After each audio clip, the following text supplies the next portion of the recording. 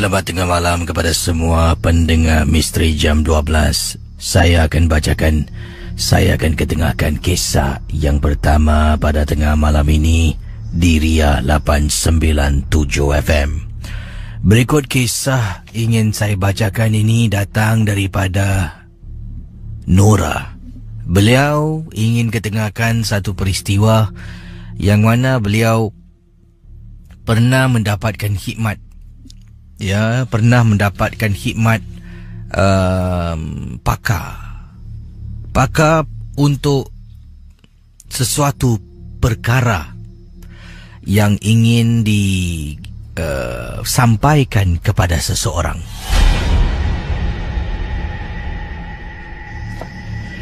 Jadi benda yang nak disampaikan, apakah yang dimaksudkan ini? Beliau mendapatkan hikmat pakar ni untuk sampaikan sesuatu pada seseorang dengan bertujuan untuk memporak-perandakan hidupnya secara halus. Saya akui, kata Nora, pernah membuat perbuatan pekerjaan yang keji ini. Saya kesal dengan perbuatan saya. Saya memang tidak suka pada seseorang di tempat kerja saya. Saya memang cemburu, iri hati dengan apa jua pencapaian yang dia raih di tempat kerja. Saya tak fahamlah apa kurangnya saya. Macam-macam benda pun saya buat. Kerja semua yang diberikan saya habiskan dengan baik. Tapi kalau ada peluang untuk itu, untuk ini, naik pangkat, naik gaji, dialah yang akan melebihi saya. Saya memang tak faham. Daripada ada sikap dan sifat saya yang tidak puas hati, yang tidak boleh melihat orang lain senang, lebih senang dari saya, timbullah rasa marah dan ingin membalas segala yang saya tak puas hati kisi. Saya berjumpa dengan seseorang. Ini pun atas saranan seorang kononnya sahabat saya. Yalah, dia ni tempat saya meluahkan perasaan. Kalau saya jumpa dia, saya akan cakap, "Noi, aku bingit. Kau tahu tak si Sheila tu? Senang-senang je dapat naik gaji, senang-senang naik pangkat. Kalau ada overseas trip, bos akan hantar dia. Aku ni bukan tak buat kerja tau. Kerja aku semua aku buat. Kadang-kadang benda ekstra pun aku buat. Aku tak pernah ada masalah tau dari segi pekerjaan aku. Tapi aku tak pernah dapat peluang apa yang dia dapat lah." Mungkin bukan rezeki kau kot. Mana bukan rezeki aku. Sama-sama buat apa. Ini mesti dia pakai barang lah. Aku rasa dia pakai lah. Kalau kau nak, aku boleh recommend kau.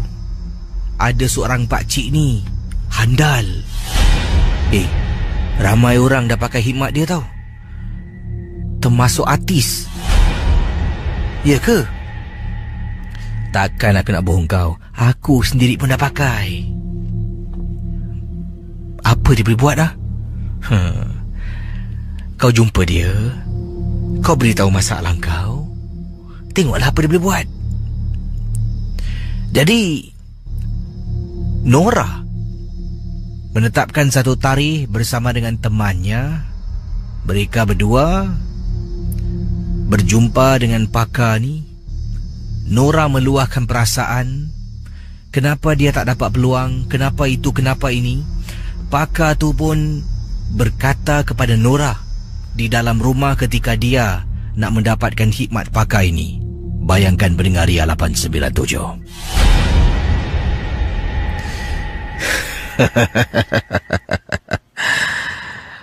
Kau nak peluang sama macam kawan kau. Aku boleh kasih. Aku boleh kasih peluang lebih dari tu. Tapi kau kena dengarlah cakap aku. Semua orang kenal aku. Macam-macam benda aku dah buat tolong orang.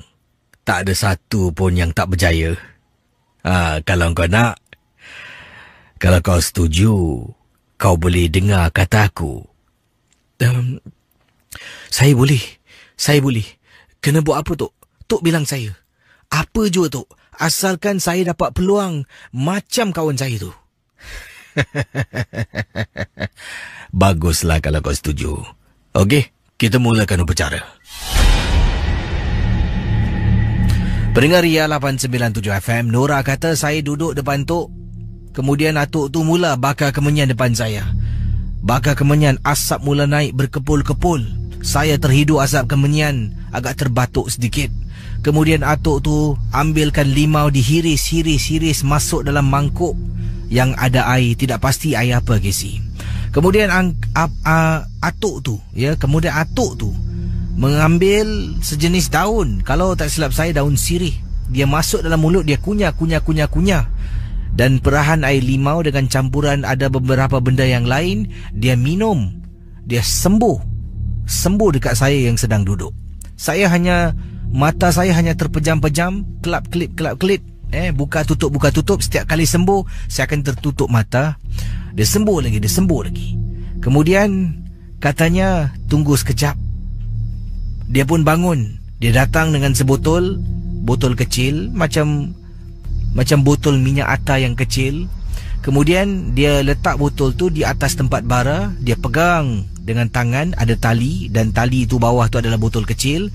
Di atas bara, asap kemenyan makin naik. Dia pegang botol tu, hayun kiri kanan. Tapi saya tengok tangannya tak bergerak, Casey. Tangannya masih di posisi yang sama. Cara botol tu bergerak, hayun kiri kanan, seolah-olah dia yang menghayunkan botol tersebut. Kemudian atuk tu bertanya pada saya, betul kau boleh ikut arahan aku? Apa yang kau nak buat kau boleh ikut? Betul, Tok, betul. Saya boleh, Tok. Apa tu nak saya buat, Tok? Baguslah. Sekarang ni aku nak kau ambil minyak ni. Kau pegang minyak ni dulu.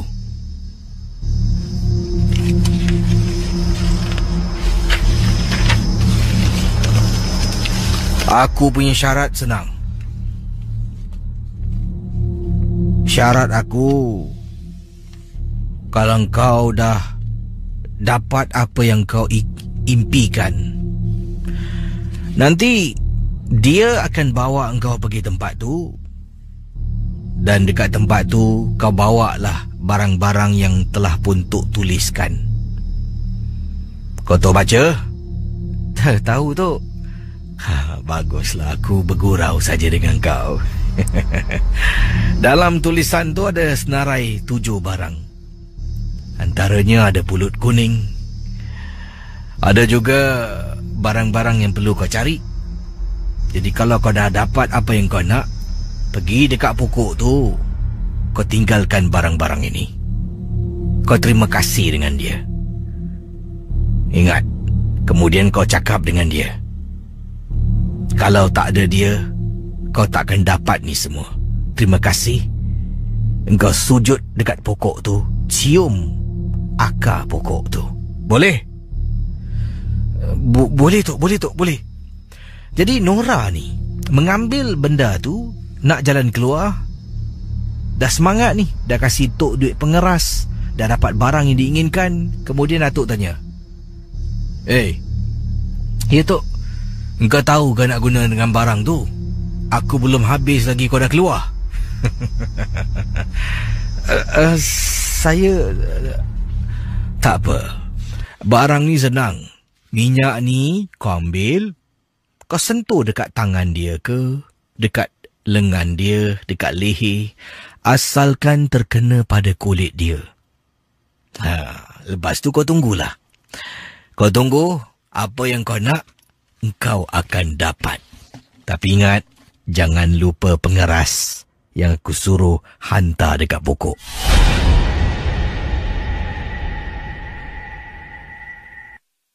Saya membawa pulang minyak tu. Selepas saya jumpa Tok, saya balik dengan teman saya. Teman saya kata, dah sukalah kau. Dapat benda yang kau nak sangat. Saya balik rumah Casey. Duduk dekat katil, tengok botol minyak tu. Betul ke aku nak buat ni? Sebab pada saya buat kerja ni untuk dapat peluang yang sama. Atuk pun tidak bilang benda ni akan mengapa-apakan orang yang naik pangkat sama-sama dengan saya, iaitu seorang lagi sahabat yang saya cemburukan sangat kejayaannya. Atuk tak bilang. Saya cuma beritahu yang saya nak sama peluang. Saya pun tak tahu apa risikonya. Jadi, akhirnya setelah saya dapat tenangkan diri, saya tahu ini hanya untuk saya dapat peluang sama macam dia, saya pun tidur. Keesokan harinya, Casey, membawa minyak tu di pejabat di ofis saya. Saya colitkan sedikit minyak tu kepada jari telunjuk saya. Saya cari mana si budak Sheila ni. Tu dia. Sheila, congratulations, saya salam dia, Casey. Sebab baru tu dapat berita yang Sheila ni akan dihantar ke Jepun oleh syarikat untuk beberapa minggu. Jadi saya pun datang, saya salam dia. Sheila, congratulations. Untuk apa bos kan hantar kau pergi Jepun. Yalah, ini kan peluang untuk engkau pelajari sesuatu, balik mesti kau akan naik pangkat. Tak adalah, nothing lah. Tak apalah, aku cemburu dengan kejayaan kau. Saya tarik tangan saya dengan sapukan minyak tu di tangannya. Pendengar Misteri Jam 12, setelah Sheila balik dari Jepun, keadaan mula berubah. Saya mula mendapat perhatian daripada bos majikan saya. Sheila kurang perhatian. Saya mula dapat ni. Saya mula diberi kepercayaan, Casey. Itu yang paling penting, Mustahak. Baru saya perasan, mujarab minyak atuk ni. Bagus betul lah. Saya pun buatlah apa yang dia suruh. Siapkan 7 barang-barangan ini. Saya pergi ke pokok dibawa oleh teman saya. Dekat pokok tu, Casey, macam-macam barang dah ada di sana. Ingatkan saya seorang, Casey. Tak tahulah siapa yang dah jumpa dengan atuk ni. Tapi dah macam-macam barang. Selain daripada barang-barang 7 yang saya ada juga barang-barang yang lain yang diletakkan. Anak patung, ada letak bunga yang dah layu pun ada, dan macam-macam lagi. Saya pun letak. Kemudian perkara ini harus dilakukan pada waktu malam. Ini kiriman daripada Mia. Beliau berkongsi pengalaman berada di Kuala Lumpur, bercuti seorang diri. Dan ketika kejadian yang menakutkan ini berlaku, katanya saya berada di dalam tandas dan saya sebenarnya sedang mandi pada malam yang disebutkan. Jadi beliau sedang mandi dalam tandas menggunakan paip hujan. Selepas beliau pulang setelah berjalan-jalan, membeli barangan dan sebagainya, pulang ke hotel agak liwat. Terasa penat, Mia langsung saja letakkan barang-barang di dalam bilik hotel, capai tualah dan terus masuk ke dalam tandas untuk mandi dan bersihkan diri. Jadi, kata Mia, waktu saya balik, televisyen pun saya tak hidupkan. Saya dah tak tahan sangat. Katanya di sini, saya hanya ingin mandi air sejuk sebab di luar agak berbahang dan panas. Jadi masuk saja dalam tandas, saya buka paip, saya mandi basahkan diri. Rasa segar dan lega sangat-sangat. Yang membuat saya rasa takut terperanjat, televisyen saya tidak menyalakan, Casey. Tapi apabila, anda bayangkan pendengar Ria 897, apabila dia sedang mandi, tiba-tiba televisyen yang ada di dalam bilik hotel tu, seperti ada seseorang yang menghidupkannya.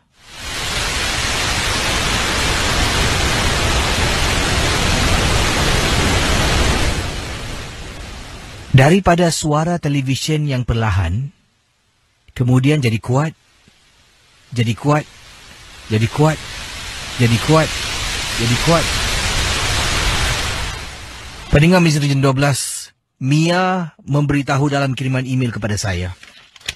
Saya terganggu. Ketika saya sedang mandi, terganggu perasaan dan emosi saya. Saya terus hentikan sesi nak mandi itu, Casey. Saya hentikan.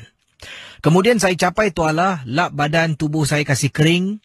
Saya buka pintu tandas dan memandang ke arah luar. Iaitu kawasan katil saya, di depannya ada televisyen. Televisyen tu menyala. Tak tahu siapa yang hidupkan TV. Dan ia berada di saluran yang rosak. Maksudnya di sini tidak ada siaran yang sedang ditayangkan pada waktu itu. Hanya saluran bintik-bintik hitam dan putih saja. Saya ambil remote dan saya terus matikan suara TV. Bayangkan. Saya tertanya-tanya. Siapa yang telah pun hidupkan TV? Adakah bila saya letak barang, mungkin barang tu tertekan pada remote. Sebab remote control ada di atas katil. Itu kemungkinan. Jadi bolehlah, tak kisahlah. Masuk balik dalam tandas, saya letaklah moisturizer di muka. Ialah Casey, the usual beauty regime, katanya Mia. Selepas tu saya keluar, saya duduk di atas katil, dah salin pakaian semua. Saya keluarkan makanan yang saya beli, letak di atas meja. Tengah makan, saya pun menonton TV. Akhirnya, dah mengantuk, naik atas katil yang sejuk dengan comforter yang begitu tebal. Saya tarik, nak pejamkan mata, nak tidur. Saya tutup lampu. Tapi lampu dekat walkway. Ya, daripada pintu nak masuk ke dalam bilik saya ni ada walkway. Kemudian ada pintu tandas. Lampu bahagian sana saya tidak matikan. Saya hidupkan lampu tu. Ketika saya sedang nyenyak tidur, Casey,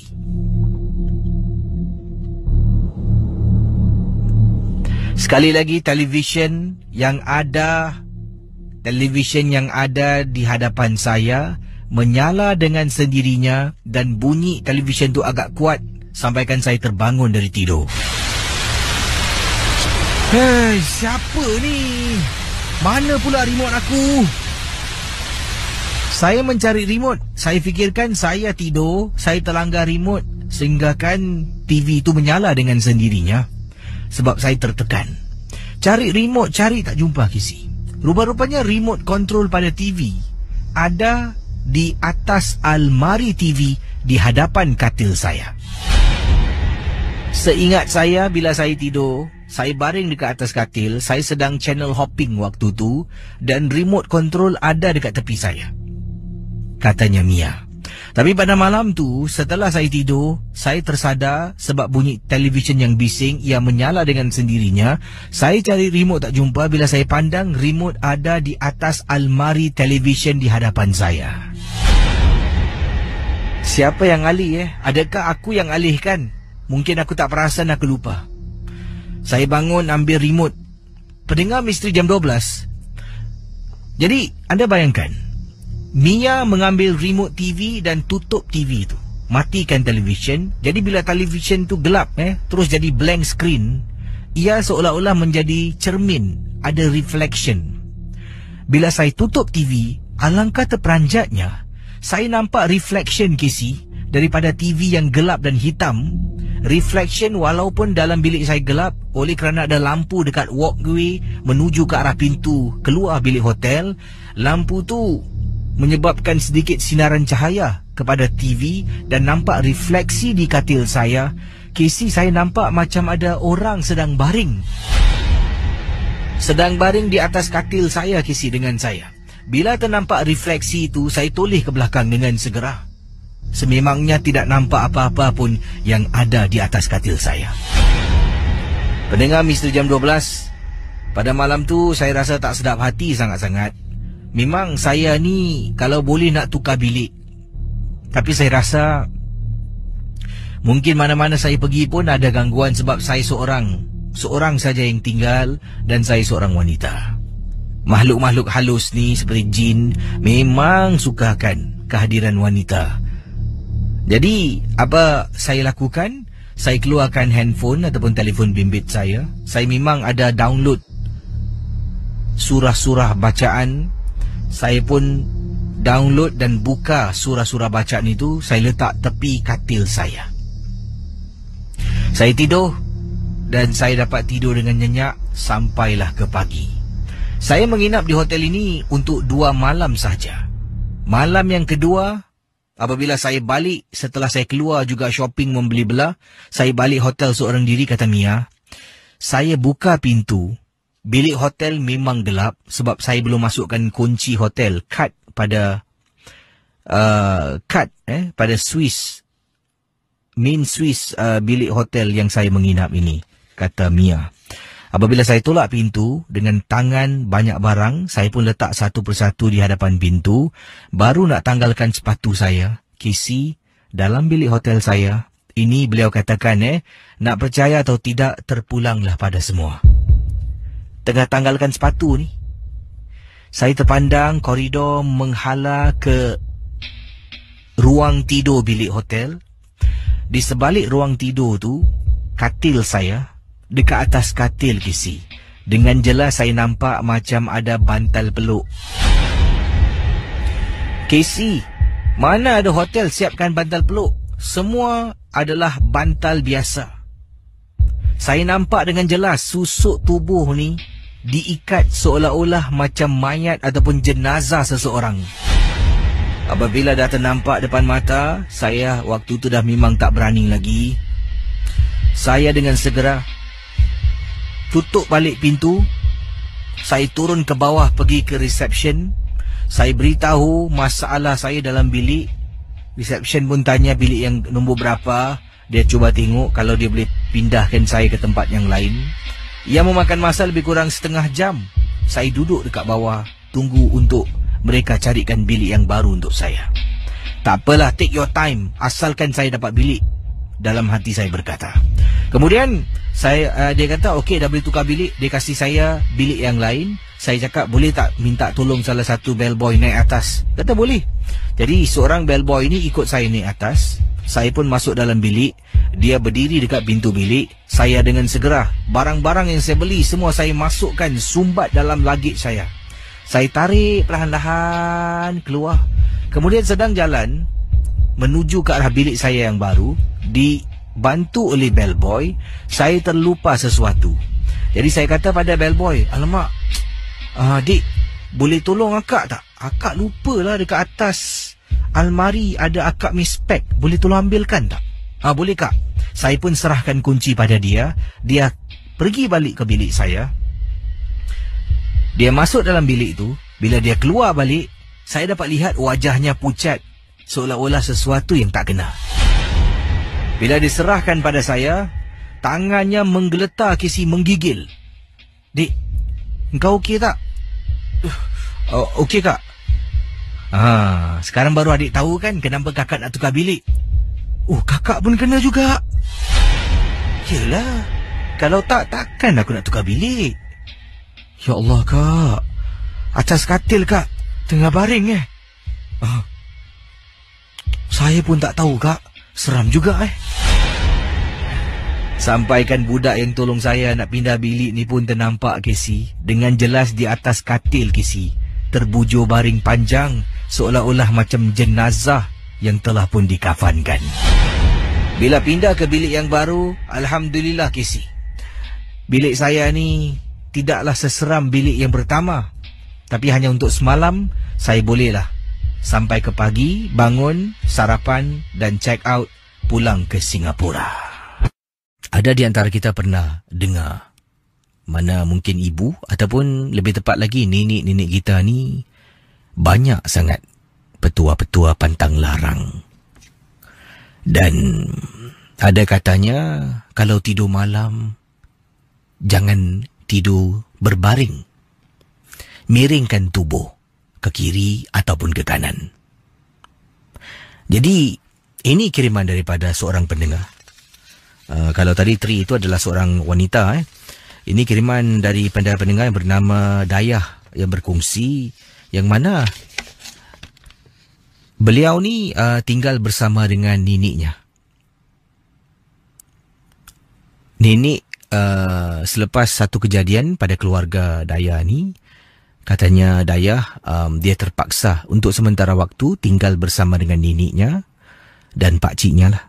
Jadi Dayah ada satu bilik dan nenek pernah menegur kalau tidur tu satu yang pertama sekali. Dalam keadaan tidur pun kena tutup aurat. Nenek beritahu saya yang di dunia ni berkeliaran jin jantan, jin betina. Saya dengar pun, ialah sebagai orang muda, kata Dayah, banyak sangat kepercayaan. Saya iyakan aja lah. Casey, mohon maaf. Saya kalau tidur malam, saya suka gunakan shorts, seluar pendek. Dengan t-shirt saya dan tarik selimut. Biasalah kalau dalam keadaan sedang tidur, nanti kita akan pusing kiri, pusing kanan, kadang-kadang selimut tu tertanggal. Dan nenek saya pernah nampak, dia nasihatkan saya. Katanya, Dayah, nenek nak nasihatkan pada engkau. Kau tidur malam, jangan suka tidur baring. Miringlah kanan. Ataupun miring kiri ke. Nanti jin datang duduk dekat badan kau. Saya hanya senyum. Nenek ni tak habis-habislah dengan jin. Sampaikan pada satu malam. Pada waktu malam, nenek saya dengan pakcik saya tidak ada di rumah, Casey. Seperti yang Dayah katakan, keluarga Dayah, ibu dan ayah adalah masalah keluarga. Jadi oleh kerana itu, Dayah terpaksa tinggal di rumah nenek dengan pakciknya. Malam yang disebutkan ini, ketika kejadian setelah beberapa kali nenek nasihat, pakcik dengan nenek tidak ada di rumah. Jadi beliau pun waktu tu sekitar jam 11 malam. 11 malam Kata Dayah, saya pun dah masuk bilik lah. Dah tutup pintu, dah mula nak tidur. Jadi saya baring, sambil baring tu saya bermain dengan handphone saya. Saya terdengar sesuatu macam bunyi orang tutup pintu tau, Casey. Jadi saya ingatkan nenek dengan pakcik saya dah balik lah. Jadi setelah saya dengar bunyi orang tutup pintu, dalam 5-10 minit terus tak dengar bunyi apa-apa lagi. Yalah, nenek saya kalau dia balik, dia akan singgah masuk bilik saya. Buka pintu, dia tengok saya dah tidur ke belum. Kalau saya belum tidur, nanti dia tanya dah makan ke belum. Kadang-kadang lah misal kata kalau nenek balik, dia buka pintu, belum tidur Dayah, kau dah makan? Nanti Dayah akan jawab mungkin lah, oh dah makan nek. Yalah, tidur kau, malam masih main handphone lagi. Dia tutup pintu dan dia masuk bilik dia. Jadi pada malam tu, Dayah tengah baring main handphone, dia dengar bunyi orang macam buka dan tutup pintu. Sangkaan dalam benak fikiran ni, oh dah balik 5 minit 10 minit. Takkan ini aku tak masuk-masuk rumah? Senyap je. Kemudian baru nak bangun ni. Nak bangun, bayangkan pendengar Ria, dah bangunkan badan daripada baring, nak pusingkan kaki letak atas lantai, ada orang buka pintu bilik. Dia buka perlahan Kemudian bila tolak pintu bilik, ada celah kecil sangat. Dari situ Casey, bayangkan Casey, ada mata orang sedang tengok saya.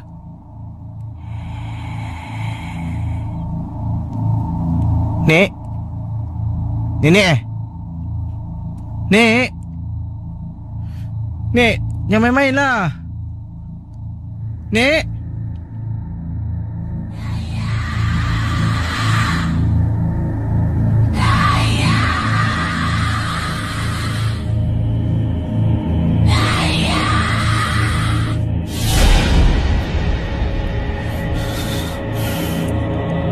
Saya baca surah Al-Fatihah, Casey.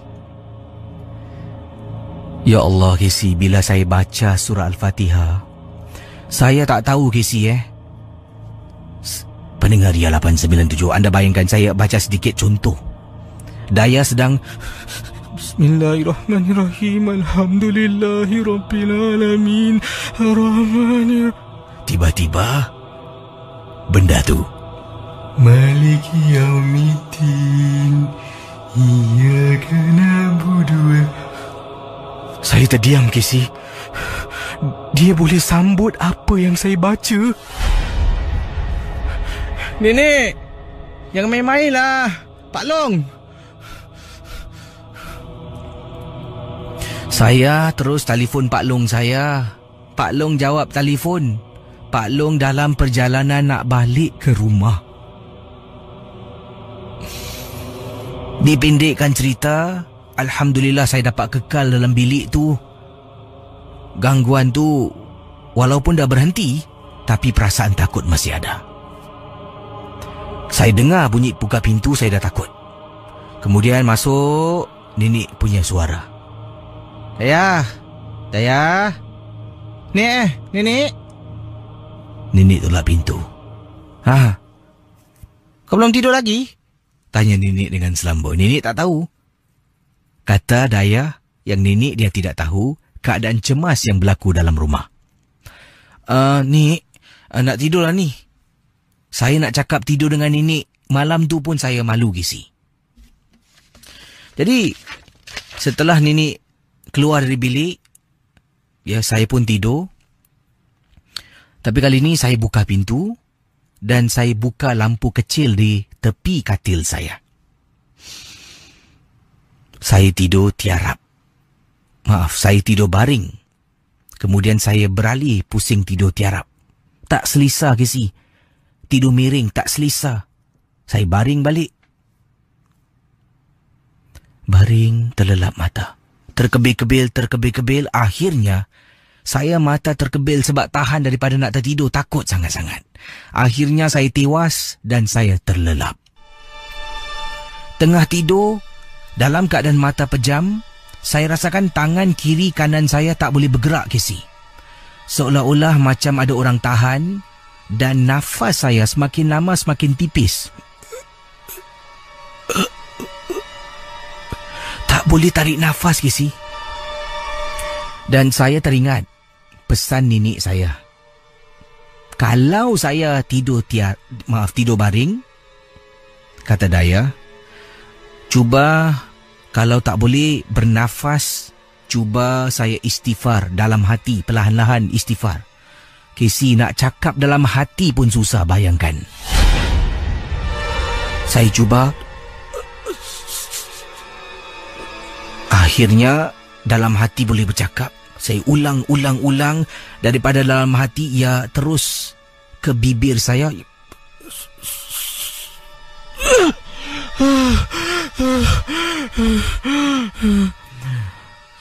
Baru saya tahu apa yang nenek saya cakap adalah benar. Jangan tidur pakai seluar pendek. Tidur pun nak kena tutup aurat sebab ia mengundang jin untuk mengganggu kita. Dia akan datang dan duduk atas dada kita. Walaupun saya kurang selesa tidur miring kiri atau kanan, saya takut. Saya ikut nasihat nenek saya. Nama saya Abdul Rashid. Saya nak berkongsi pengalaman saya. Kejadian ini berlaku apabila saya menghantar adik saya pulang ke rumah, kata Encik Rashid. Jadi dalam perjalanan, adik saya yang berbadan dua yang saya hantar ke rumah, pulang ke rumahnya kerana ada majlis keramaian. Jadi dia pulang ke rumah. Suaminya tidak ada di Singapura. Suaminya keluar negara kerana bertugas dan lebih kurang hampir pada waktu itu, kalau saya ingat, dalam masa 2 minggu dia duduk seorang diri dalam rumah. Katanya di sini, ibu saya beberapa kali beritahu ketiadaan suaminya. Apa katanya di sini, kalau ketiadaan suaminya, apa kata kalau dia tinggal dengan ibu saya. Tapi adik saya ni macam biasalah. Dia sejak dari dulu, dari kecil sampailah zaman anak dara, dah jadi isteri orang, nak jadi mak ni pun tetap degil. Katanya tak nak menyusahkan mak, dia boleh jaga diri sendiri. Banyak kali sampai saya pun nasihatkan dia, dia kata tak nak. Jadi satu hari tu, selepas majlis keramaian, kita jumpa adik-beradik lah. Sebab saya, kata Encik Abdul Rashid, mempunyai adik-beradik 7 orang. Kami sebulan sekali akan berkumpul di rumah mak. kita akan makan, ada kalanya masak ataupun beli dari luar. Berkumpul adik-beradik, saya dapat jumpa dengan anak-anak saudara saya, dengan adik-beradik saya. Jadi apabila nak pulang, saya akan hantarlah pada kejadian yang berlaku ini. Adik saya yang hamil pada waktu itu 4 bulan. Naik kenderaan, hantar pulang ke rumahnya. Apa yang terjadi dalam perjalanan, adik saya katakan yang dia mabuk, pening. Jadi dia pun minta izin untuk tidur lelapkan mata. Saya pun kata kerusi itu kebelakangkan supaya dia dapat tidur dengan lebih mudah. Jadi dia pun kebelakangkan kerusi. Saya pun pandulah perlahan-lahan pandu. Nak pulang ke rumah. Adik saya tinggal di kawasan Bukit Batok, Casey. Jadi bila sampai dekat depan rumah, saya pun kejut. Saya panggil adik saya Nunu. Nunu. Adik saya bangun dan kemudian saya cakap lagi, Nu tak sihat tau. Nu tidur rumah mak lah. Abang hantar balik nak. Tak payahlah balik rumah sendiri. Dan dia pun beritahu 1000 alasan, kata tak kisah, boleh. Dia pun tegakkan kerusi yang dia baringkan tadi. Kemudian saya kata tunggu kejap. Saya pun tekan hazard light, keluar. Adik saya pun keluar. Saya kata tak apa, abang hantar naik atas. Dalam perjalanan, Casey, saya nampak ada perempuan ni duduk dekat kolong blok rumah Bukit Batok adik saya. Memang pada mulanya tak fikir yang bukan-bukan. Tidak fikir yang bukan-bukan. Sedang jalan, adik saya ni jalan perlahan-lahan kerana mabuk. Jadi sampai dekat lift, saya pun tekan butang lift. Sedang tunggu lift nak turun, saya pandang lagi kiri kanan. Terkejut saya apabila saya ternampak sebelah kiri pula. Kalau tadi laluan kanan tu saya jalan, katanya Encik Abdul Rashid ternampak ada perempuan ni tengah duduk. Sampai dekat lobi lift, tengah tunggu lift nak turun, saya toleh kanan, toleh kiri, terkejut. Orang yang sama berada di sebelah kiri agak jauh daripada lobi lift. Dari situ saya tahu ada benda yang tak kena. Ada sesuatu yang tak kena. Jadi saya pun kata pada adik saya, Nunu, dah lah. Nunu masih pening kan, masih mabuk kan. Saya pun kata jangan degil. This time around tolong dengar cakap abang, kata Encik Abdul Rashid. Jadi adik saya mula-mula tak nak. Dan dia pun tahu ada sesuatu yang tak kena. Saya pegang tangan adik saya, jalan perlahan-lahan pergi dekat kereta. Buka pintu, adik saya masuk dalam, tutup. Toleh belakang, toleh kiri, toleh kanan, Casey. Cari mana yang perempuan tadi tu, tak ada. Masuk dalam kereta, tutup pintu kereta. Adik saya kebelakangkan kerusi untuk baring. Saya nak hantar balik rumah mak saya, suruh dia duduk sana untuk beberapa malam. Bila adik saya dah baringkan kerusinya, saya pun nak bergerak. Saya tengok cermin rear view mirror. Alangkah terperanjatnya, Casey, tempat duduk belakang yang gelap. Saya memandu MPV, kereta 7-seater, Casey. Jadi tempat duduk paling belakang agak gelap sedikit. Kelihatan macam ada susuk tubuh yang sedang duduk. Nasib baiklah, kata Encik Abdul Rashid, dalam kenderaan saya ni ada CD surah-surah. Nak baca, yelah, saya ni memandu. Kemudian saya pun takut nanti tersalah. Saya pun keluarkan CD, masuk, play. Daripada awal sampai rumah mak, CD itu berkumandang dari satu surah ke surah yang lain. Sampai saja kejut adik, naik atas balik. Dan selepas itu adik saya menceritakan. Dia menceritakan kenapa tiba-tiba dia terbuka hati untuk ikut saya. Sebelum ini kan adik saya berdegil, mati-mati tak kisah nak balik juga. Katanya ketika berada dekat lift, sedang tunggu lift nak turun,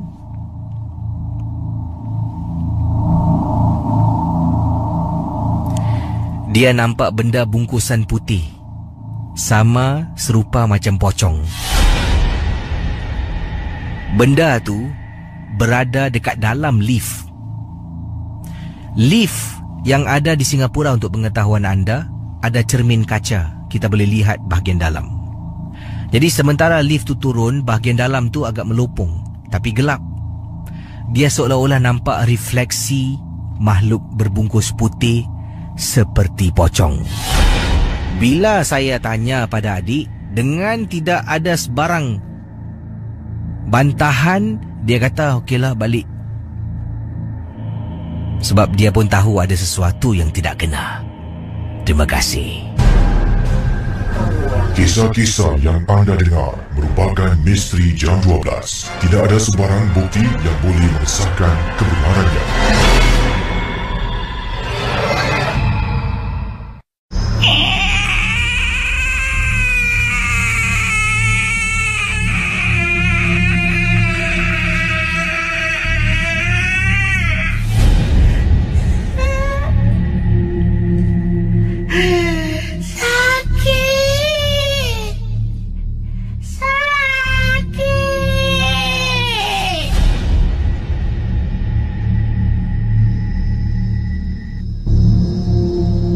Pendengar misteri jam 12, kisah yang pertama ini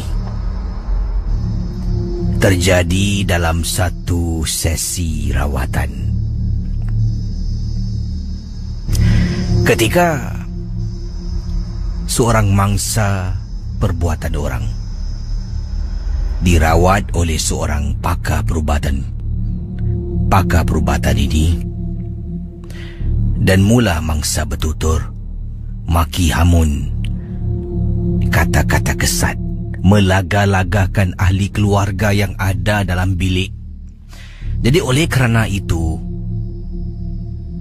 sebab itulah katanya di sini, sebab itulah Casey, kalau saya nak merawat orang yang kena rasuk, kena sampuk dibuat orang, saya tak suka ramai-ramai duduk dalam bilik nak tengok, macam tengok show.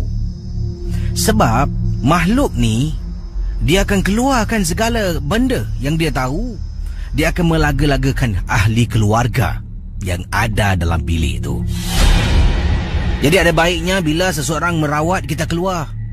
Sebab nanti akan keluar pelbagai perkara, seperti dalam kes yang ditangani oleh pendengar kita yang hanya ingin dikenali sebagai Encik Said Abu, berkongsi pengalaman beliau.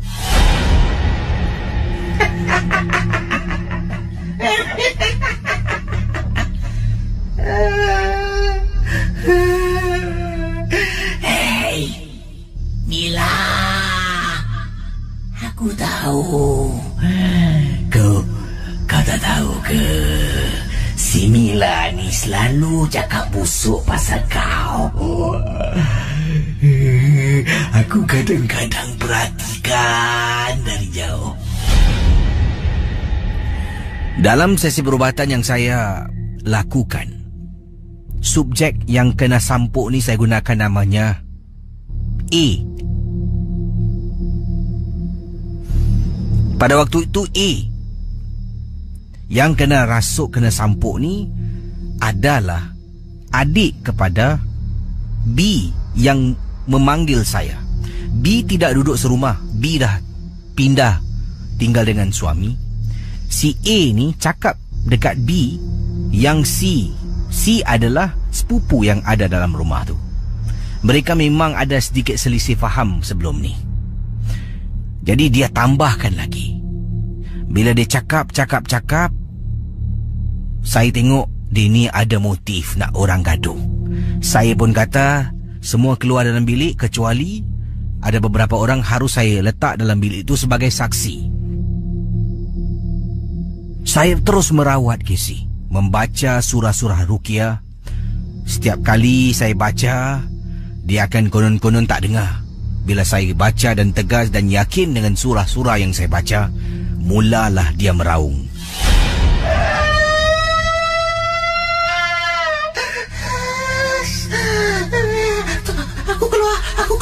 Aku keluar. Jangan baca lagi. Tolong. Sakitlah bodoh. Kau jangan nak masuk dalam badan ni. Aku akan binasakan kau. Ada baik kau balik rumah tuan kau dan kau jangan datang sini lagi.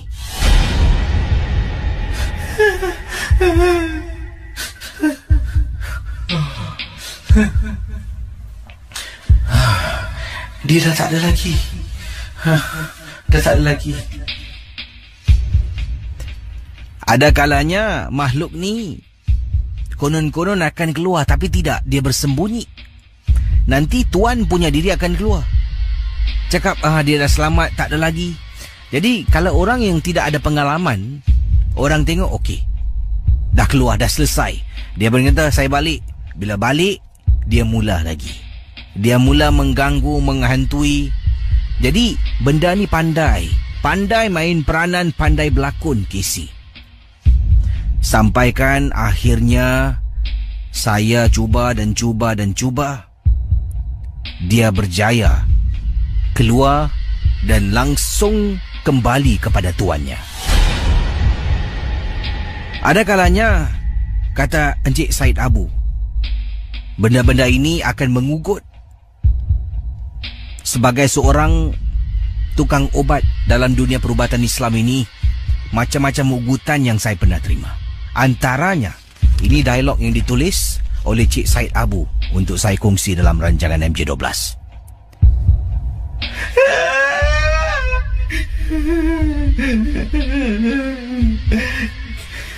Jangan sakitkan aku. Kalau kau sakitkan aku akan ganggu anak-anak kau.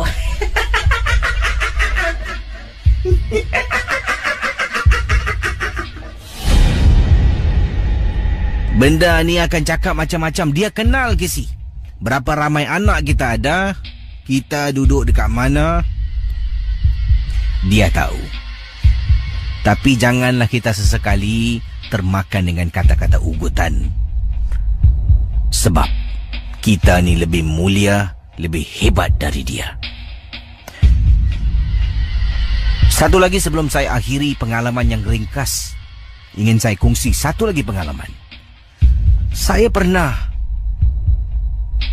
mendapat panggilan suruh datang dekat rumah ni, nak merawat, nak diobat. Ada orang kena rasuk. Saya dengan seorang lagi sahabat keluar rumah sekitar jam 1 pagi, Casey, dapat panggilan. Pergi rumah sahabat, jemput sahabat dulu, naik kereta, pusing. Bayangkan dari rumah saya pergi ke tempat ni, tak jumpa blok yang diberikan. Tak jumpa, Casey. Telefon lagi, tanya lagi, pusing sana kiri kanan, mana ni, tak jumpa. Sebab benda ni menghadang blok daripada kita nampak dan terlepas pandang. Lalu saya pun meminta tuan rumah membuat sesuatu, mengambil air segelas, dan saya suruh letak loudspeaker. Saya baca sesuatu surah. Kemudian saya kata pada tuan rumah, ambil air ni, campak, renjis air ni dekat kawasan luar blok. Pergi dekat koridor dan renjis. Alhamdulillah, Casey, selepas itu barulah dapat jumpa blok yang kami cari-cari. Terima kasih. Kisah berikut ini bukan berlaku di Singapura. Pengalaman yang diceritakan kiriman daripada Nur Hidayatul. Saya gunakan nama Hidayah. Beliau pendengar MJ12. Pengalaman ini berlaku di Shah Alam. Ya, kisah yang diceritakan ini katanya, apa kabar Casey? Apa kabar semua pendengar Misteri Jam 12? Nama saya Nur Hidayatul, seorang pendengar berasal dari Malaysia, Shah Alam Seksyen 7. Pengalaman saya, waktu tu saya masih lagi bersekolah, menuntut di salah sebuah universiti. Jadi sebagai seorang pelajar, yalah, saya ini pun datang daripada keluarga bukan hidup mewah. Segala-galanya kena kerja. Sampaikan tempat tinggal pun kita sewa dengan kawan-kawan. Masing-masing keluar duit bulanan, kita lunaskan bayaran sewa rumah. Sebab kalau saya duduk kampung, nak pergi ke universiti untuk belajar, berjam-jam lah saya akan sampai. Lagipun sana sini waktu sibuk mesti ada kesesakan jalan raya. Untuk pengetahuan Casey, saya ni adalah orang Perak. Oh, orang Perak Jadi saya menetap di Kuala Lumpur, ataupun lebih tepat lagi saya menetap di Shah Alam, Seksyen 7, bersekolah di salah sebuah universiti, dan saya dengan beberapa teman ada kerja part time, kerja sambilan katanya Nur Hidayatul. Kerja saya ni, kerja sambilan yang beliau lakukan adalah menjaga anak-anak kecil, babysit. Jadi apa yang berlaku pendengar Ria, beliau akan menjaga babysit, tak kira waktulah, tapi hanya selepas dia habis kelas ataupun kuliah. Peristiwa yang saya nak ceritakan, saya dah jaga lebih kurang dalam 3-4 keluarga anak mereka. Nanti ada kalanya saya akan ke rumah mereka, menjaga anak-anak mereka apabila mungkin dalam keluarga ni yang ibu dengan ayah nak keluar rumah, nak berjalan, dan untuk saya tengok-tengokkan anak mereka. Ada kalanya saya ikut sekali. Seronok ke si kalau jadi babysitter ni. Yalah, kalau keluarga ni keluar, kita ikut. Dia pergi makan malam, dia belanja. Jadi saya pun tak payahlah keluar duit makan, minum, lepas tu dapat bayaran lagi. Jadi pengalaman saya katanya hidayah apabila saya menjaga seorang bayi ni. Apabila saya menjaga seorang anak ni, dan saya dapat kontak pasangan suami isteri ni daripada seorang teman yang katanya dia tak boleh meneruskan jagaan anak kecil ni dalam bersama dengan keluarga ni lah. Jadi dia kata dia ada sesuatu hal yang harus dihadiri. Jadi dia pas nombor saya dan mereka pun menghubungi, saya pun setuju, dan ini bayarannya antara paling tinggi, Casey. Dapat tawaran ni happy sangat. Jadi pergi. Dia minta saya babysitkan anaknya. Anaknya ada 3 orang Jadi 3 orang anak dia ni saya kena jaga dalam rumah mereka setiap hari Khamis malam Jumaat. Setiap hari Khamis malam Jumaat. Rumahnya besar, Kizi. Saya pun datang. Datang selepas habis kuliah tu, sekitar jam 6 lebih datang, dan dia pun beritahu saya lah nak makan di mana dan sebagainya. Jadi yang hairan, kedua-dua ibu dengan bapa anak kecil 3 orang ni tak keluar. Mereka dalam rumah. Tapi yang peliknya, kenapa saya kena jaga? Tak apalah, orang nak bayar lumayan, Kisi. Jadi apa yang berlaku, saya pun duduk bermain-main dengan anak-anak dia. Anak yang paling dewasa berusia 6 tahun. Dan kemudian anak ni datang dekat saya, dia berbual. Katanya, kakak nama siapa? Kakak datang dekat mana? Dan dia cakap dengan saya. Anda bayangkan. Kedua orang tua 3 budak-budak ni berada di dalam rumah, tapi dekat atas. Rumah dia adalah rumah 3 tingkat. Jadi sambil bermain-main, bercakap-cakap, tukar saluran TV, bermain lagi dengan dia, buatkan minuman untuk mereka minum, saya beri mereka makan. Kemudian budak 6 tahun ni datang, namanya Saiful. Saiful datang pada saya dan tanya lagi, kakak tahu tak ibu dengan abah dekat mana? Dekat mana Dekat atas. Dia angguk, menandakan memang betul dekat atas. Atas tak mau naik, kak. Takut. Saya terdiam.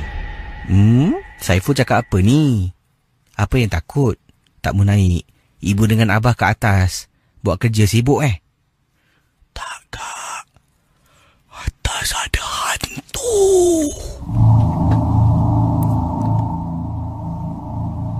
Budak 6 tahun kalau cakap macam tu, mesti dia cakap jujur dan ada benda yang tak kena. Kemudian, dua beradik yang sedang bermain dekat tepi tangga. Tangga nak naik ke atas, campak mainan, lari lintang pukang pergi dekat saya peluk. Takut, abang. Dia tunjuk dekat tangga. Saya dah meremang ni. Kenapa ni? Kenapa? Saya kena berani lah, Kezi. Kenapa ni? Dah. Kakak, nampak tak? Ada makcik turun tangga. Saya tak nampak orang pun, Kezi. Tak ada apa-apalah. Mana ada apa-apa. Adakah makcik tu seram? Ni dua dah menangis tak henti-henti. Saya pun peluk mereka. Dah. Ikut kakak baca Bismillahirrahmanirrahim. Dia ikut baca, Kezi. Baca.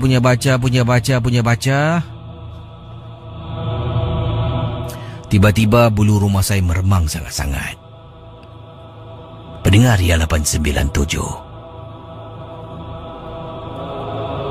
Saya tak tahu apa yang mereka lakukan dekat atas. Kemudian, sekitar jam 10 malam, bapa kepada 3 orang budak ni turun. Daya. Tak maaflah, tadi kat atas ada kerja sikit. Kalau saya sibuk setiap hari Khamis malam Jumaat ni, awak datanglah, babysit anak saya. Nah, ini gaji awak untuk hari ni. Saya ambil. Yang ini ada ekstra. Ambillah.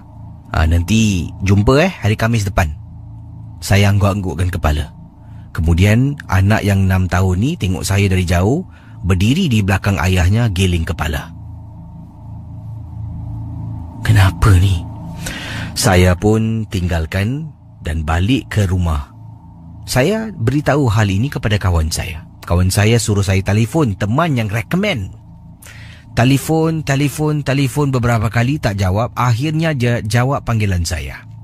Saya pun tanya pada dia, Uzi, ni akulah, Daya. Apa dia? Tak ada. Kau ingat tak yang kau suruh aku jaga satu babysit ni, keluarga 3 anak ni? Dia macam teragak-agak nak jawab. Tak ada. Ada tak benda-benda pelik yang kau rasa kau pernah mengalami? Dia diam lagi. Tak ada macam ni. Aku yang jaga anak dia. Sekali je aku buat. Jadi malam tu, bila aku jaga anak dia, lepas tu saya sambung. Anak dia takut kan? Cakap ada makcik turun tangga. Betul? Kau pun kena? Aku pun kena. Apa jadi pada kau lagi? Saya tanya pada dia. Kata Hidayah. Dia ceritakan lagi bila dah takut, dah dapat duit, orang tu kata jumpa hari Khamis depan. Kemudian dia cakap, kawan saya cakap pada orang tu, minta maaf lah, saya rasa ini tahi saya boleh jagalah, sebab lepas ni saya dah sibuk sangat untuk exam. Padahal dia takut, Kesi. Nak tahu tak apa pakcik tu cakap?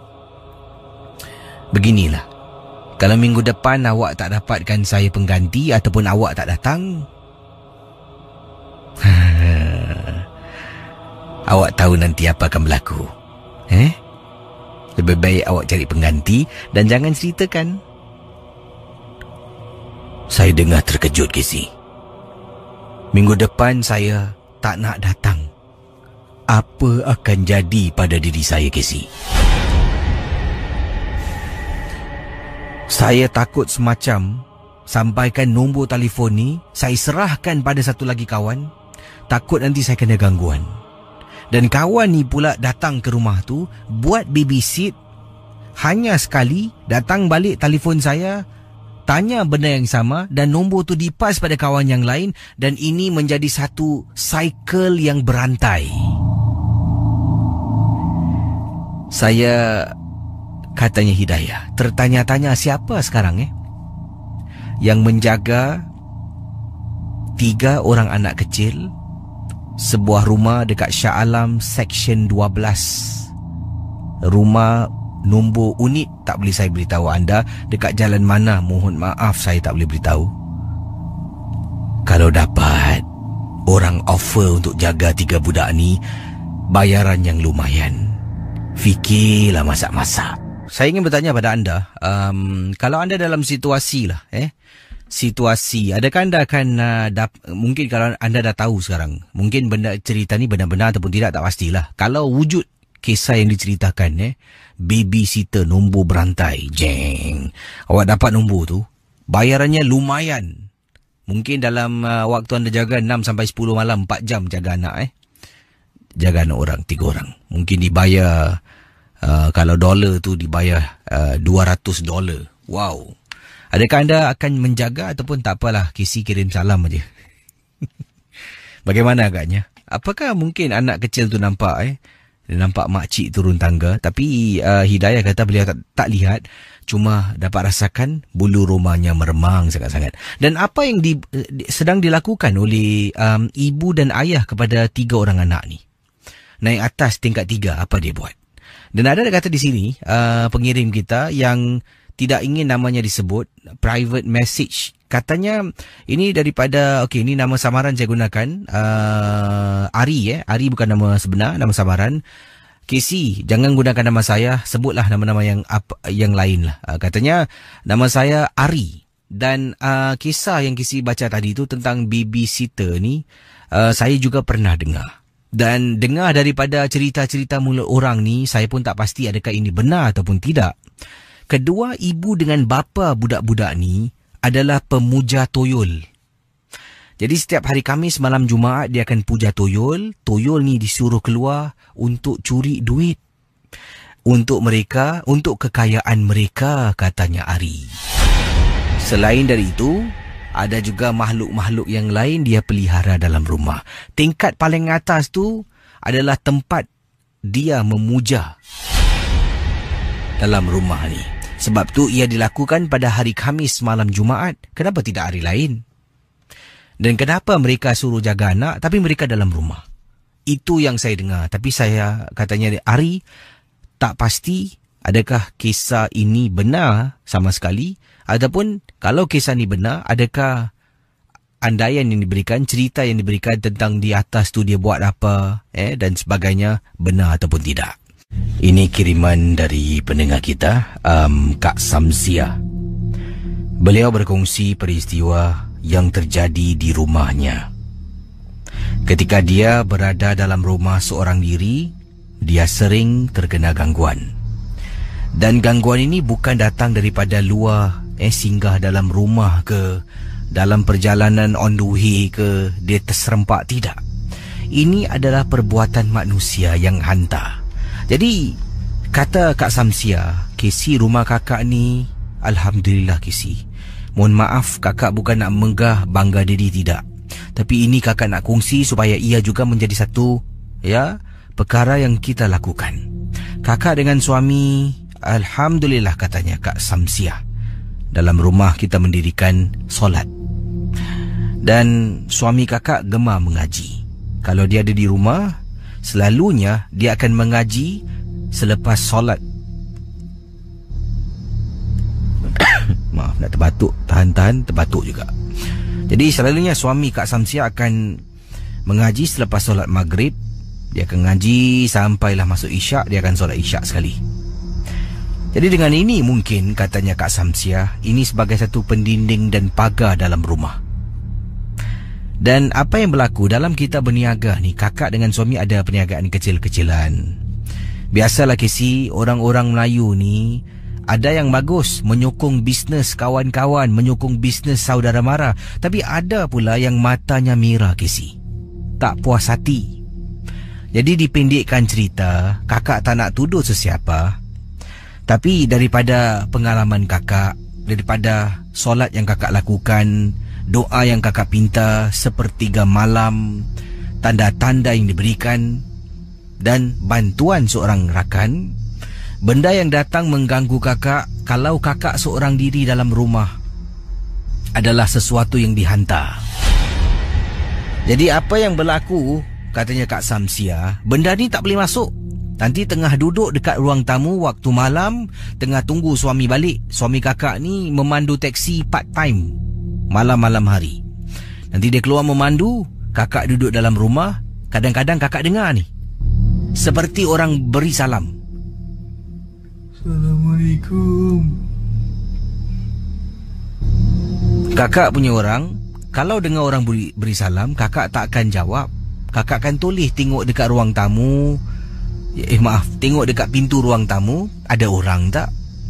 Bila pusing belakang, pintu kakak terbuka, pintu besi tutup, tapi tak ada orang. Mungkin rumah jiran sebelah agaknya. Duduk lagi tengok TV. Assalamualaikum. Kakak dah tahu dah. Meremang ke si bulu roma. Kakak pun bangun. Semakin dekat dengan pintu ruang tamu, semakin kakak takut dan meremang. Sampai depan, kumat kamit mulut membaca surah, tutup terus pintu. Kakak kembali ke tempat duduk. Tak nak telefon suami dan tak nak mengganggu suami. Kakak pun rasa mengantuk, tutup televisyen, pergi ke bilik untuk tidur. Bila sedang baring dekat katil, dekat tingkap bilik Casey, sekejap-sekejap mata ni mesti nak tengok tingkap. Nanti pandang lain, mesti tengok tingkap. Tak tahu kenapa, macam ada sesuatu tarikan dekat tingkap bilik pada malam tu. Kakak pun pejam mata istighfar. Istighfar, baca surah, buka mata. Casey, benda tu melekat Casey, rambut panjang, mata merah dekat tingkap bilik Casey. Kakak tenangkan diri. Kakak tengok arah lain sebab takut. Memang dia dijadikan begitu seram untuk menakutkan kita, tapi dia tetap makhluk Casey. Kakak baca surah. Ada beberapa ayat surah Al-Baqarah yang kakak baca. Dan perlahan-lahan kakak pusingkan kepala tengok dekat tingkap. Susuk tubuh dengan rambut yang merebang, dengan mata yang menyeramkan tu hilang Casey. Tapi benda ni akan datang mengganggu kakak terus-terusan. Tapi kakak bersyukur dia tak boleh masuk dalam rumah. Terima kasih. Terima kasih kepada anda yang memantau siaran ini, dan saya Casey akan baca pelbagai kisah pengalaman misteri dalam rancangan Misteri Jam 12. Saudara pendengar Misteri Jam 12, permulaan cerita pada tengah malam ini, kita akan terbang jauh ke Eropah. Ini kisah yang dikongsi sama oleh Encik Nur Arifin, yang mana beliau mengalami pengalaman ini di rumah beliau yang kini menetap di England. Sebelum saya teruskan rancangan Misteri Jam 12, peringatan pada semua, ingat ya saudara, peringatan pada semua supaya anda jangan mudah taksub percaya. Anggaplah setiap kisah yang anda dengar dalam rancangan MJ12 ini hanya sekadar hiburan, dan jangan mudah percaya, jangan terikut-ikut dengan apa yang diketengahkan. Kita kembali kepada ini kisah pengalaman daripada Encik Nur Arifin yang berkongsi peristiwa yang dialami beliau. Katanya beliau menetap di Beverly di England, dan kisah kejadian yang menakutkan ini berlaku pada awal tahun 2000. Beliau tidak ingat tepat pada tahun berapa. Ini antara 2001 hingga 2003. Salah satu tahun kejadian yang menakutkan ini berlaku. Saya adalah seorang rakyat Singapura yang dah pun berpindah dan menetap di England, di Beverly lebih tepat lagi. Peristiwa yang tak dapat saya lupakan, kata Cik Nur Arifin, apabila saya dengan isteri telah pun diganggu pada satu malam. Kami dah pun duduk di sana pada waktu itu, kalau tak silap dah pun masuk tahun yang ketiga. 3 tahun duduk di England, dan antara tahun 2001 hingga 2002 ataupun 2003 kejadian ini berlaku menghantui khususnya beliau dan isteri. Pada waktu itu saya dengan isteri masih belum ada cahaya mata, dan apa yang berlaku ni sebenarnya saya dengan isteri telah pun dikejutkanlah dengan bunyi orang berlari di dalam rumah kami di waktu malam ketika kami suami isteri sedang nyenyak tidur. Jadi anda bayangkan pendengar Ria 897, Cik Nur Arifin berkongsi beliau dengan isteri tengah tidur, tiba-tiba dengar telapak kaki orang lari. Jadi telapak kaki orang lari di dalam rumah mereka, dan beliau sebenarnya agak terperanjat bila mendengar bunyi kaki orang lari, kemudian bunyi orang turun naik tangga dalam rumah yang mereka menginap di kawasan Beverly. Peristiwa yang ini berlaku, yang terdengar adalah isteri saya, kata Cik Nur Arifin. Isteri saya kejutkan saya. Pada mulanya saya nak katakan tak ada apa-apalah, tidur balik. Bila saya bangun, saya tanya pada isteri. Isteri beritahu, bang, dengar bang, ada orang dalam rumah kita, bunyi orang lari. Tapi sama sekali saya tidak ingin percaya kata-kata isteri saya, Kisi. Malah saya kata pada isteri, dahlah, pergi tidur.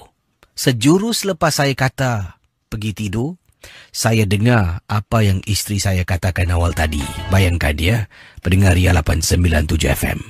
Dengan begitu jelas beliau dapat mendengar bunyi telapak kaki orang lari. Jadi dia katakan, apa yang? Bang, abang dengar tak? Tadi saya dengar dalam rumah kita bunyi telapak kaki orang berlari. Mana ada. Dahlah, awak pergi tidur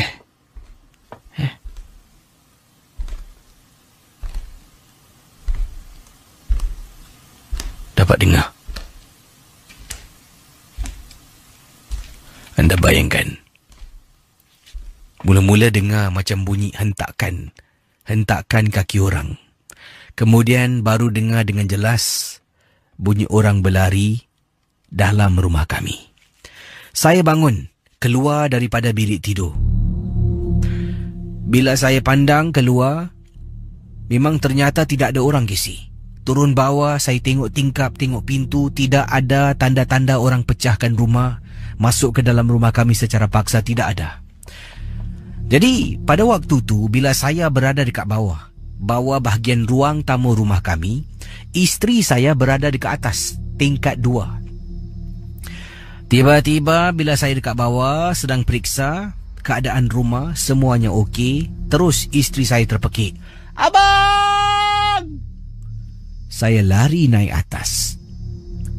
Waktu saya lari naik atas, saya dapat rasakan bulu rumah saya meremang pada waktu itu, Kisi. Masuk dalam bilik, saya tanya pada isteri, kenapa ni, kenapa? Isteri saya hanya ambil tangan kiri kanan, tutup mukanya. Abang. Isteri dalam keadaan menggeletar, menggigil, ketakutan. Sayang, mengucap. Akhirnya, setelah isteri saya tenang, dapat tenangkan diri, saya tanya kenapa. Isteri saya kata, dia nampak ada anak kecil. Seorang anak kecil mungkin dalam usia 5-6 tahun, berdiri depan pintu bilik kami. Jadi anak kecil tu berdiri depan pintu bilik. Kemudian bila isteri saya ternampak, dia terkejut, dia pekik nama saya. Terus budak tu lari, lintang pukang dia lari keluar daripada depan pintu bilik. Saya tanya pada isteri saya, awak betul ke awak nampak? Tak salah, tak silap? Betul bang, dia diri kat depan ni bang. Abang pergi tengoklah bang, siapa tu bang. Saya pun, Kisi, kata Encik Nur Arifin, keluar dari bilik. Sekali lagi, dengan tangan saya memegang lampu suluh 2 dalam 1. Ya, ia boleh jadi lampu suluh dan ia adalah sejenis baton yang boleh saya gunakan sebagai senjata kalau saya perlukan. Jadi saya keluar dari bilik dengan lampu suluh. Saya jalan-jalan, lampu tu tak hidupkan lah, tidak dinyalakan. Cuma saya pegang lampu suluh tu sebagai alat baton ni.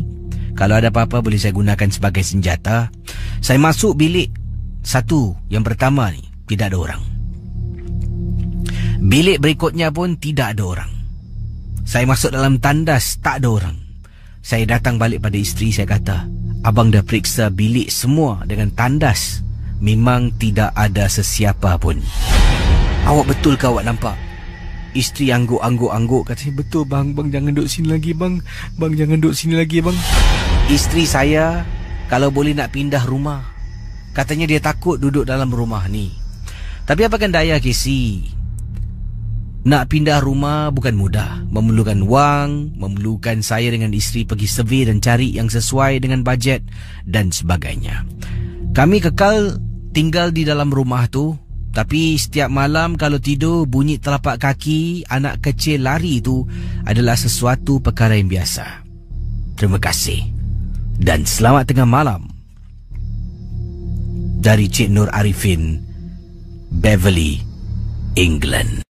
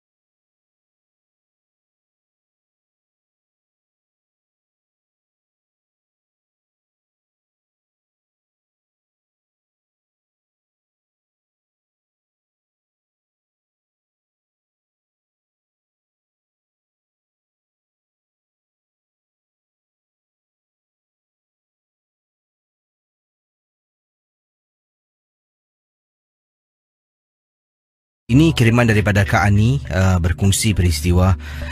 Katanya di sini kakak pernah mendapatkan khidmat seorang tukang ubat atau perawat yang mana merubat mak kakak pada waktu itulah, arwah mak kakak yang sememangnya bukan saja kurang sihat kerana ada sakit tua yang dialami, tetapi juga kadang-kala dia akan bercakap dengan sendirinya dan ini membuat kakak rasa takut sangat-sangat.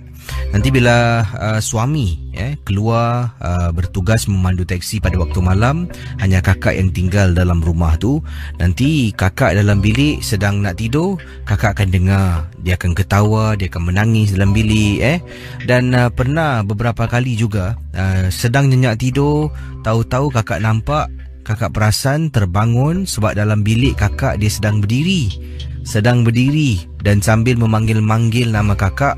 Itulah yang buat ada kalanya kakak rasa segan sangat-sangat bila suami memandu pada waktu malam dan rasa macam tak sedap hatilah. Jadi kakak pun mendapatkan bantuan seorang pakar ni pun datang ke rumah untuk lihat keadaan mak. Yang peliknya, kalau waktu-waktu sebelum maghrib keadaan mak macam okey-okey lah, macam biasalah. Bila kita tanya dia akan respon walaupun dia ingat-ingat lupa, tetapi dia tetap mampu bercakap dengan kita.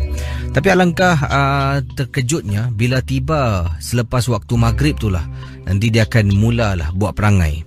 Perangai ini akan berterusan sampai masuknya waktu subuh pada pagi keesokan paginya.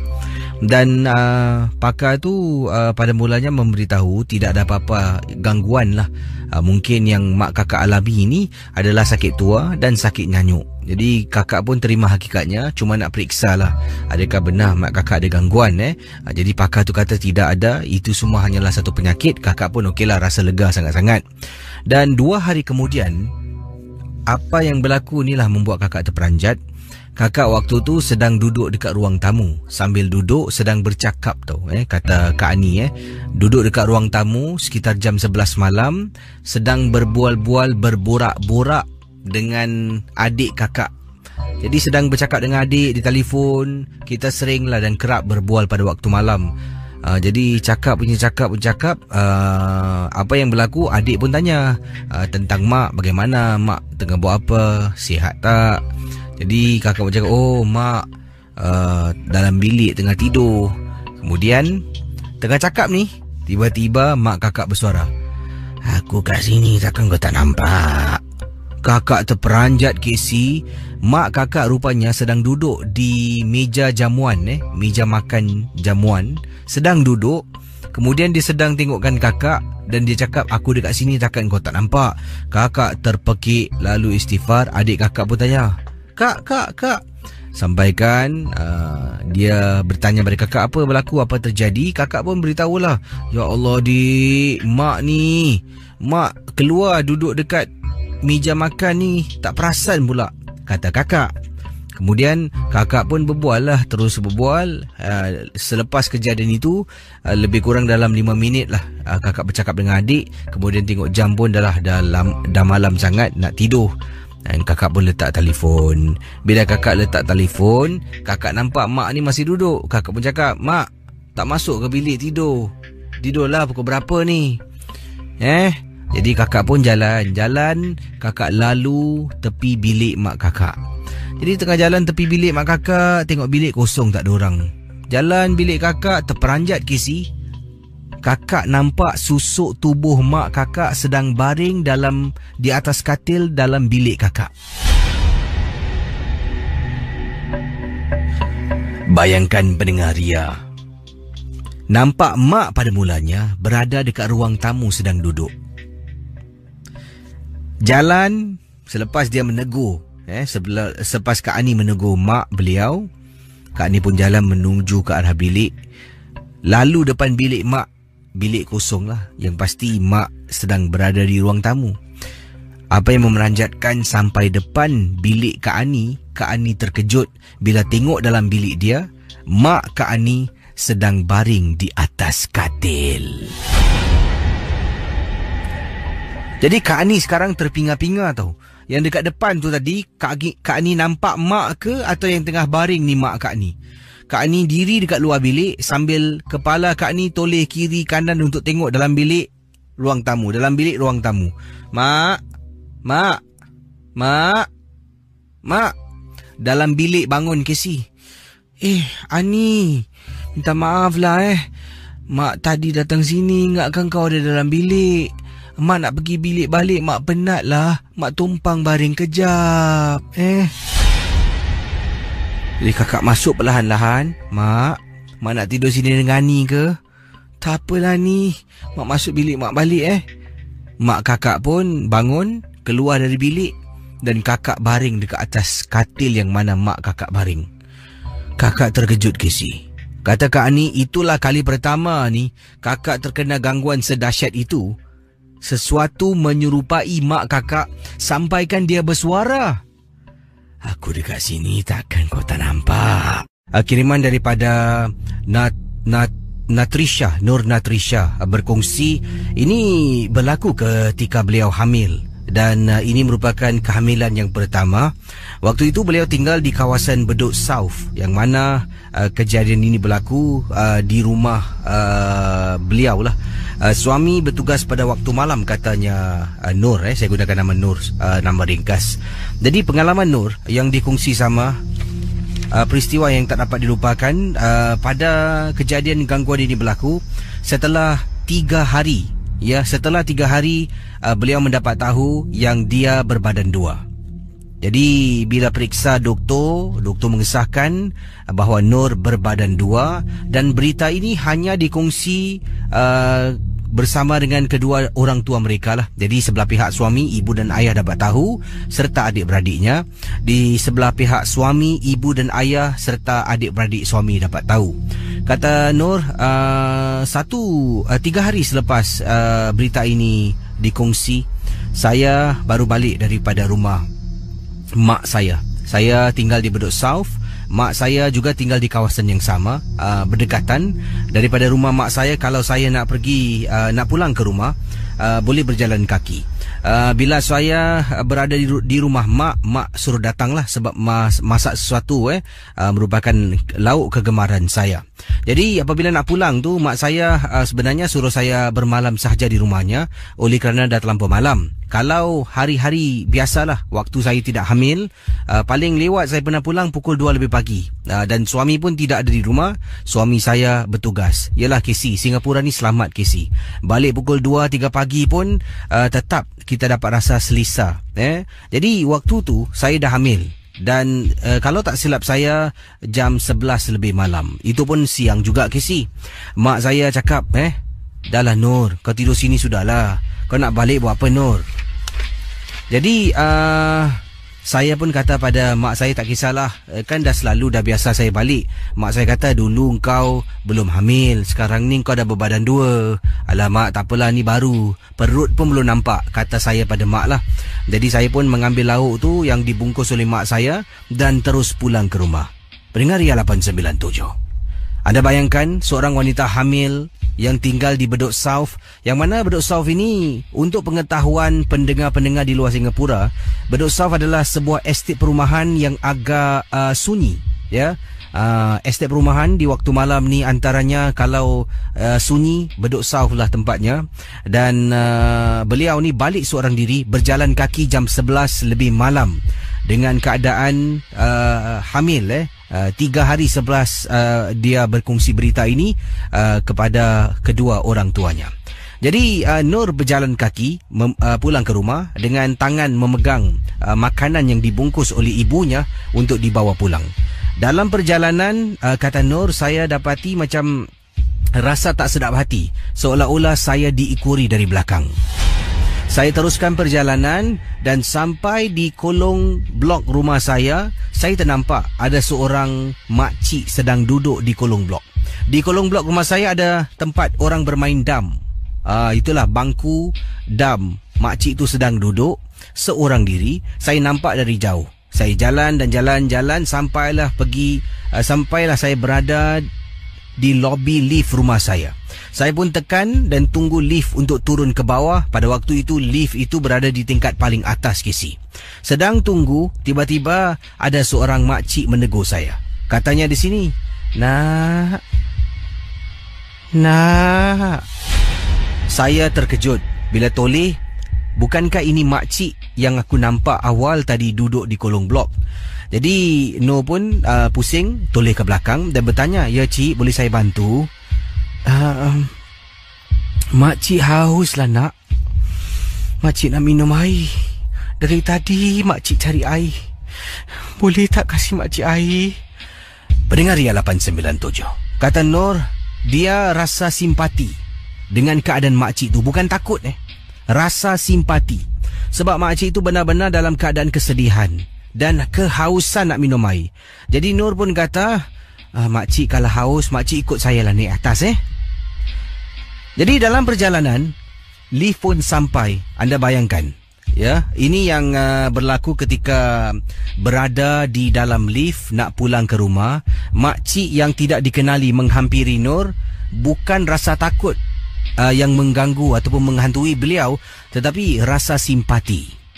Inilah kisah apabila Nur menaiki lift untuk pulang ke rumahnya dengan makcik itu. Pendengar Ria 897, dalam lift, saya pun bertanya, makcik tinggal mana? Makcik buat apa dekat blok ni? Makcik tengah tunggu anak. Anak makcik. Dah lama makcik tunggu. Tak sampai-sampai. Anak makcik tinggal mana?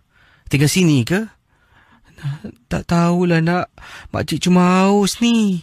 Nak minum. Haus. Casey, saya pun pulang ke rumah dan bila saya suruh makcik tu masuk ke dalam rumah, makcik tu kata tak apa. Biar dia berdiri di luar. Saya tanya, cik tak apalah, cik masuklah. Rumah saya ni tak ada orang. Cik masuk. Cik duduk sekejap. Saya akan siapkan minuman ya. Makcik nak minum air apa? Tak apalah, makcik duduk luar je Makcik air putih dah cukup. Saya pun masuk ke dalam, ambil air putih. Saya pusing keluar menuju ke arah pintu depan rumah. Terperanjat saya dibuatnya. Makcik itu tidak ada di depan pintu rumah saya. Bayangkan pendengar Ria 897 FM. Saya menjenguk luar rumah. Tengok kiri, tengok kanan. Kemudian saya memanggil. Cik? Makcik? Mana pula orang tua ni? Tadi kata haus nak minum air. Makcik? Makcik? Saya pun masuk balik dalam rumah. Tutup pintu besi. Tutup pintu kayu rumah saya. Dan saya letak cawan di atas meja coffee table yang ada di ruang tamu. Saya pergi ke dapur untuk masukkan bekal yang ibu saya berikan dalam peti ais. Itu saya nak beri suami makan bila dia pulang keesokan paginya. Jadi bila saya letak tu bekas makanan dalam plastik ke dalam peti ais, saya pun keluar Casey. Keluar nak masuk bilik dah nak tidur. Jalan keluar ternampak pula cawan yang saya nak siapkan makcik tu air. Jadi apa yang berlaku, saya pun angkat cawan tu untuk pergi ke dapur. Alangkah terperanjatnya. Apabila saya angkat cawan tu, saya dapati cawan tu setengah penuh. Setengah lagi kosong. Walhal awal tadi, bila saya siapkan air tu nak diberikan kepada makcik, saya tahu dan saya ingat cawan tu penuh. Siapa yang minum air tersebut, Casey? Saya pun angkat, jalan, fikir yang baik-baik sajalah. Mungkin saya terlupa agaknya. Letakkan cawan itu di sinki air, masuk ke dalam bilik, kemudian saya baring di atas katil. Saya cuba ingat balik. Aku letak penuh ke aku letak setengah? Setengah agaknya. Tak adalah, aku letak penuh lah. Tiba-tiba pendengar Ria 897, ketika beliau sedang berfikir adakah dia letak air itu penuh ataupun setengah, bayangkan ya, dia terdengar suara. Suara seseorang mengatakan, "No, terima kasih, No. Terima kasih." Dengan nada yang berbisik, pendengar Ria. Saya terperanjat. Lalu saya bangun, saya buka lampu dalam bilik dan kemudian saya baca berkali-kali Casey, membaca surah-surah sampaikan saya penat, tertidur sehingga pagi dan suami saya pulang ke rumah. Saya fikirkan gangguan yang saya alami hanya setakat berhenti di situ saja. Jadi apa yang berlaku pendengar Ria 897? Keesokan harinya saya pun bangun, suami balik, siapkan makanan yang ibu bungkuskan semalam, berikan pada suami. Dan alangkah terperanjatnya, suami saya katakan, depan rumah ada orang tinggalkan barang. Saya tertanya-tanya, barang apa? Suami kata tak tahu, dia tak buka sebab bungkusannya amat mencurigakan. Ia dibungkus dengan kain putih. Kain putih. Zaman bila Casey orang kasih barang, kasih hadiah, kasih sesuatu dibungkus dengan kain berwarna putih. Jadi saya tanya pada suami, apa yang dia buat dengan benda tu? Suami saya pun kata, dia dah humban barang tu ke dalam tong sampah. Sebab suami saya kata, awak ni berbadan dua.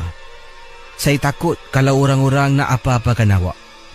Casey dan juga pendengar Ria, waktu saya hamil ni, ketika saya hamil, waktu zaman tu memang zaman yang dikenali sebagai zaman perubatan, yang mana ramai mendapatkan khidmat bomo. Bomo perlukan bantuan seperti anak dara, bantuan daripada ibu yang hamil dan sebagainya. Jadi suami takut saya menjadi mangsa situasi. Suami mengangkat barang tu dan membuang barang itu ke dalam tong sampah. Rumah zaman dulu-dulu, zaman saya tinggal di Bedok South, bukan macam sekarang. Sekarang tong sampah terletak di luar rumah, Casey. Tapi dahulunya tong sampah dalam rumah. Pendengar Ria 897, bila malam tiba, suami dengan Nur sedang tidur. Suami pun sedang berbual dengan saya, cakapkan tentang anak dalam kandungan. Dia rasa gairah, tak sabar. Padahal barulah bayi itu berapa minggu saja dalam perut. Tiba-tiba dengar bunyi. Seperti orang hentak sesuatu. Abang dengar tak? Bunyi apa tu Suami saya bangun. Saya pun bangun. Pendengar Ria 897. Bunyi itu datang daripada lubang tong sampah yang ada di dapur rumah saya. Beberapa kali tong sampah tu dihentak-hentak. Bang, apa tu bang? Tak tahulah. Suami pun mengambil penyapu, pukul balik tong sampah tu, dia hentak pung pung pung beberapa kali. Benda tu terhenti seketika. Alangkah terperanjatnya, benda tu hentak balik semakin kuat. Dan suami dengan saya dengar dengan jelas bunyi sesuatu mengerang yang amat menakutkan. Pendengar Ria 897.